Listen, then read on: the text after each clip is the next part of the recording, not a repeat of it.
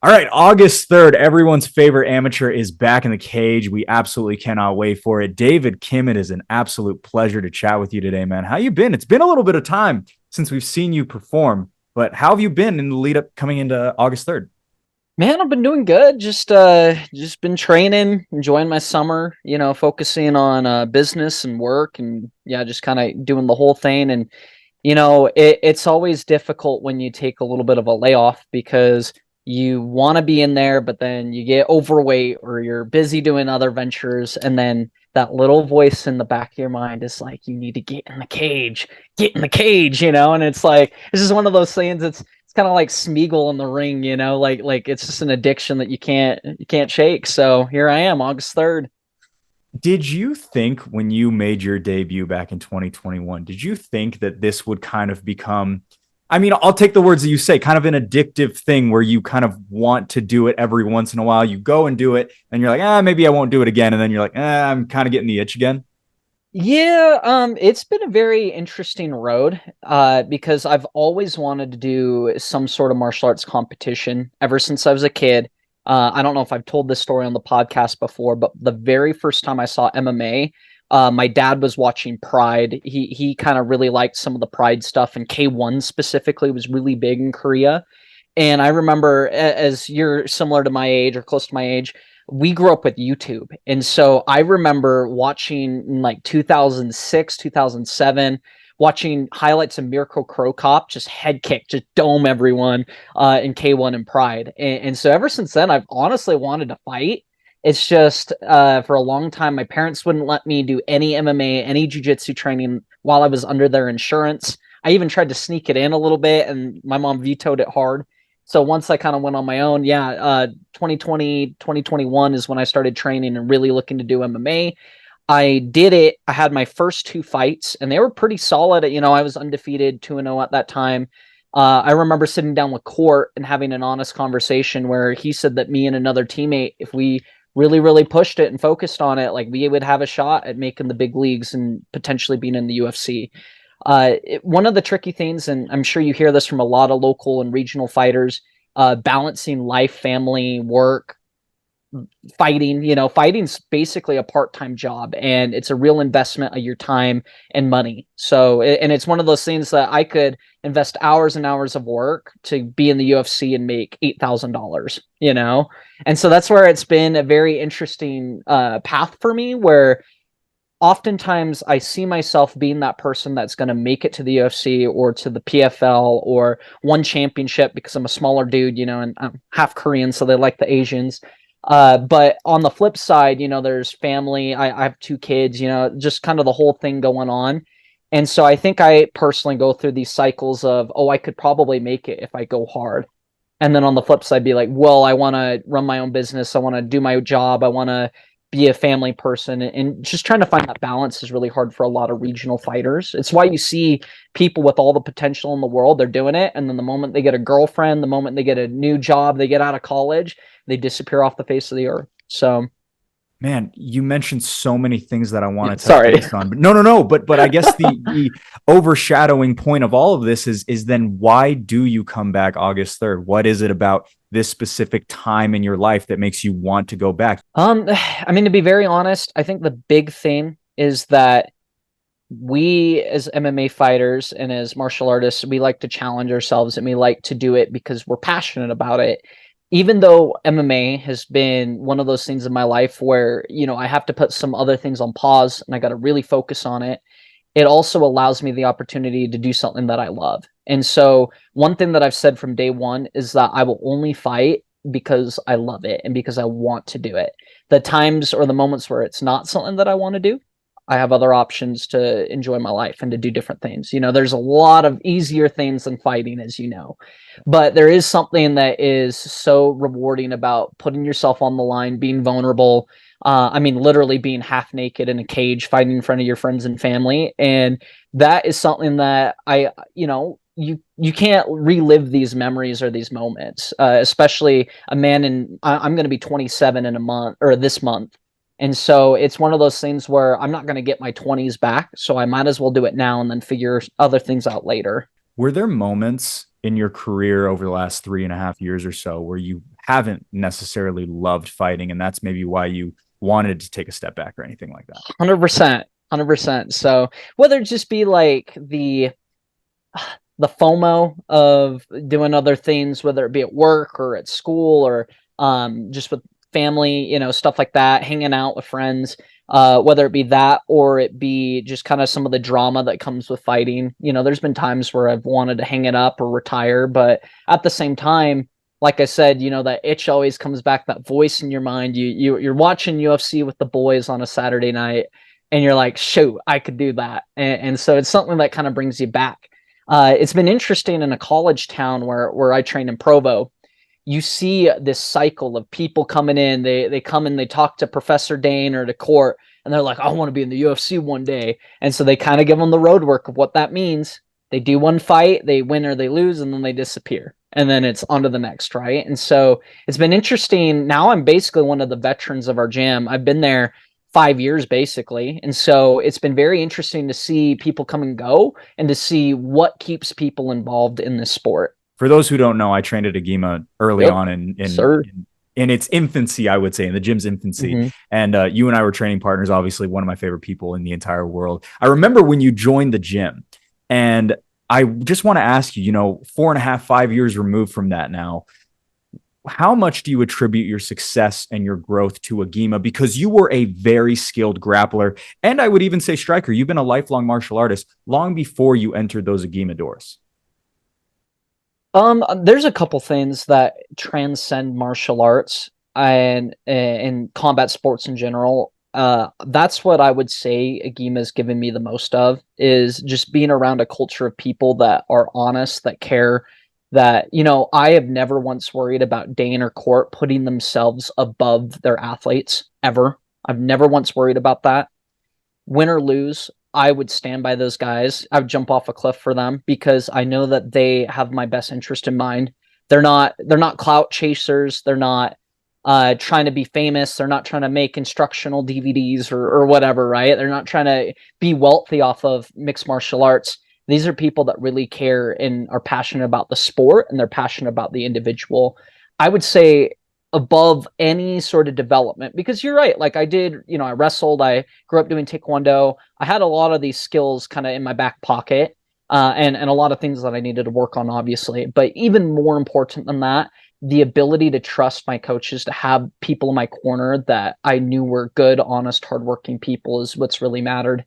It has now blossomed into the most active fight gym. It is also probably the biggest school, I would say, in terms of personnel, or at least one of them within the state. How do you deal with training partners coming in and out, going from, having a couple of bodies to now having, I would assume, a litany of bodies for you to work with? You treat them all the same. You treat them like family. When they're in the door, you treat them with respect, kindness. And I'll be honest, there's been times where people have come in, or maybe they're your same weight class, and you kind of want to like show them up. But I've realized, especially recently, because we have had so many people come in. You can look at Agima's Instagram and see who's who of MMA inside our doors. You honestly just have to treat everyone with kindness and respect, and try to help them, even if you might fight them one day. Talking about teammates, but also talking about kind of your appetite to come back. Did Proving Grounds Invitational have anything to do with that? Because I feel like that lit a fire up under you. Yeah, it definitely did, right? So the natural progression, I feel like, is you compete in collegiate sports, high school sports, right? You have that competitive nature. You go find jiu-jitsu, kickboxing, Muay Thai, whatever it might be, and then you eventually get into MMA. That's kind of a natural progression. But one thing as an athlete that I found is being competitive constantly is always helpful, whether it's in chess, whether it's in jiu-jitsu, whether it's in MMA. And so that's one thing that, I was training really hard for that tournament. I had a really good game plan. Now, did I follow that game plan? Not really. If you watched my match with Will, I was supposed to pull guard, and I got super excited because he's a phenomenal D1 wrestler, and I was like, man, this would be really fun if I put on a show. But yeah, it definitely lit a fire under me. I actually went to Hawaii the following day, And if it weren't for that, I probably would have fought sooner. And so any reasoning behind the specific August date? Was it just to get in shape? Was it just to be prepared? Or if you hadn't gone on that Hawaii date, when do you think you maybe would have fought? I actually wanted to fight in June. That's actually originally what I wanted to do. But then I found out I was going to Hawaii, and I was just like, well, it's life. Once again, life gets in the way. And, I came back a little overweight and lost it pretty quick. August was the specific date, I think, because the promoters, you guys, obviously, you really respect me. You know that I'm willing to put in the work. I'm willing to work hard, train multiple times a day, or do whatever I need to do to be prepared. You guys know that I'm willing to promote the fight and promote the other fighters on the card. You also know that I'm no Caitlin Neal or whoever, social media TikToker, but I do have a following of solid individuals and families that love me and support me and, kind of my community. So I think Zach originally asked me to be on this card because he wants us to be the best card in the state of Utah for the entire year. No, and I definitely think it is lining up to do that. How much would you say social media, being active, trying to promote not only yourself, but also the show that you are with, how important is that to building up your stock as a fighter so that when people see David Kim is on a card, I got to go buy tickets? I think just like letting people know what you're doing is really important. I think that, generally I used to be a lot more reserved. An example, if you guys don't know, I manage multiple martial arts schools kind of in the Utah County, Salt Lake County area. And I used to never tell the kids there or the parents that I was fighting because I just didn't want to promote I have to get a license from the government to fight. And I don't want kids to get mixed up that it's okay to fight. It's okay to beat each other up because that's not the point of MMA, right? Really, we get a license to go compete as athletes, as martial artists, to test ourselves and against other people. One thing about that though is I realized that even though I was kind of holding that in, I wasn't telling as many people about it. I was actually doing myself and other people a disservice. That I wasn't really allowing people to cherish and to love and to support me as an individual. I realized that being able to share that with other people, they were able to come along as a part of the journey and kind of enjoy that with me. How excited are you to fight at the Maverick Center? This will be your first time there. I told Zach because he's funny. When he asked me to fight, he was hyping up the Maverick Center. Dude, I'll fight anywhere. I don't care if it's a casino, an Indian reservation, if it's a bar. Let's try not to do the bar again, but wherever it might be, right? I'm really willing to fight in high school. That's not the point. The cool thing about the Maverick Center though is it is a great venue to actually spectate the sport. And so for that reason, I'm really excited for our fans. But as far as me fighting it don't matter. Where would you say over the last year and a half that you've improved? We saw you in March of 2023. You looked fantastic. Obviously, the Edgar Sortho fight, you looked incredible up until the end, which I apologize for bringing up, but I will stand by this, is that you were just kidding. In front by a very large margin. You certainly had the inside lane, but where have you improved since those jumping off points? Man, I'll say this, for those of you who watched that fight, I was 30-25 on 2 of the judges' scorecards, I'm pretty sure, which is crazy. That's 3 10-8 rounds, but it's okay. As far as skill set goes, I've really been refining both my grappling, my striking. Specifically, a huge shout out to Joel Haro. I've been working with him a little bit, Master Ninja. He's really kind of put it into perspective of the potential that I have as a mixed martial artist. I've been working with Dane and Court specifically on my striking, my cage wrestling, my grappling. And if you watched my last fight, I didn't really break a sweat. And that's something that I've really come to find out, that fighting is very mental. I think that people underestimate how much anxiety, how much adrenaline, these things really do play into a fight. One thing that I've tried really hard to do is to focus on my breathing, focus on my mental state. One thing that's kind of weird, I never get butterflies when I go into the cage. I get more nervous for going to sparring. I get more nervous for jiu-jitsu tournaments, but whatever reason, when I get in the cage, I don't get nervous at all. and then just being able to regulate and manage my emotions in that cage. That's actually something that's probably been my most effective growth as a fighter. In that last fight, I had some crazy stuff happen, got hit really hard in the chest, knocked the wind out of me, got taken down, which is very rare for me. It was, I think, my one and only takedown I've given up. And I was able to stay calm and just kind of do my work and be chill. Worked out. What are your goals from you're 26, you're going to be 27 in just a couple of weeks. What are your goals moving forward with 3 years left before 30 and obviously the rest of your life? But what do you want to do in this MMA space? That's a great question. I'll be super honest. I don't know. Is my first thing. I think that every person comes to a crossroads in their life of what they want to do and where they want to be. Number one, I'm just really grateful that I have a great relationship with my family. I have a lot of support. That's the thing that matters most to me. But aside from that, I do think that I want to be able to challenge myself a little bit more, because I know when I'm 45, when I'm 50, the only type of challenge I'm going to have is either running a marathon or it's going to be doing Masters 4 division, which there's nothing wrong with those things. But I talk to a lot of people that are done with their career, they're retired. I had a coworker, Derek Galanis. You can see him on TikTok. He has a lot of great takes on MMA. But I talk to him constantly, and he talks about how much he wishes he could go back and fight, and he could hang on with these people or that person in the room, and he wishes he would have actually shown that in a cage or a ring. And so I kind of feel the same way. I don't necessarily know if I have like an aspiration to be in the UFC, to fight on the big cards or the big paydays.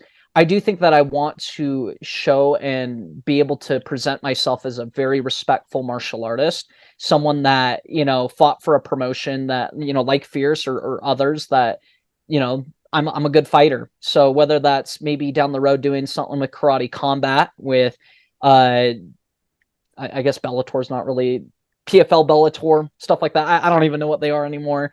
Whether that's just fighting for Fierce for the fans in this community. I don't really have any big aspirations as far as that goes, but I do want to be a respected martial artist.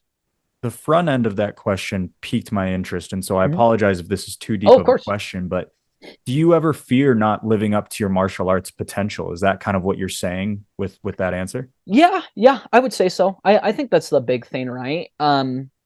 I used to really, really worry about my legacy as a martial artist. I used to worry, an example, I'm a purple belt, if you guys didn't know.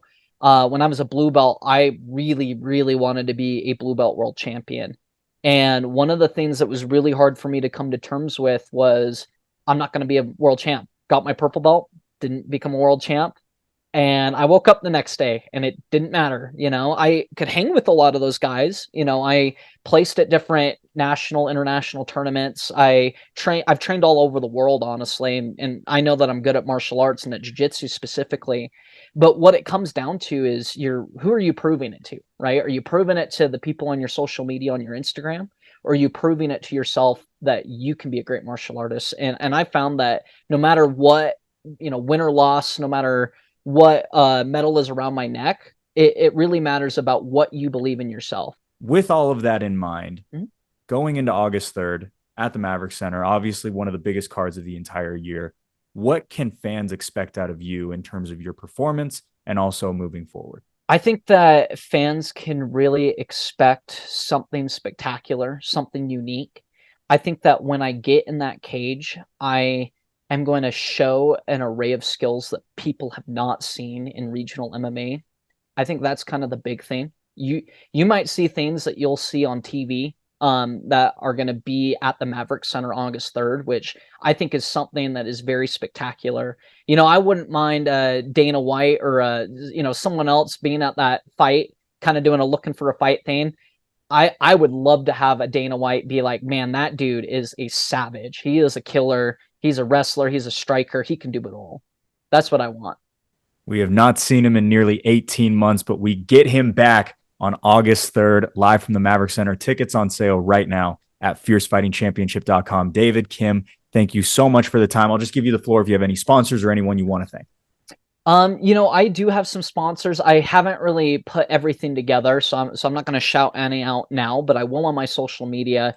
I just want to give a big thank you to my coaches, Dane, Amy, Court, Joel, just really everyone who's kind of helped me, especially all of my teammates. I really couldn't do it without you guys. And quite frankly, just a huge shout out to the MMA community in general. I think that when we as the 801 kind of help each other out, and we, whether you come from an opposing team and you come into a GEMA, or maybe I gym hop and I show up at your place, I'm going to try my very hardest to give you respect, to give you love and support. And I want to build the community a lot bigger in Utah. Literally the nicest guy in the entire world. David Kim, thank you so much for the time, man. Yes, Appreciate it. sir.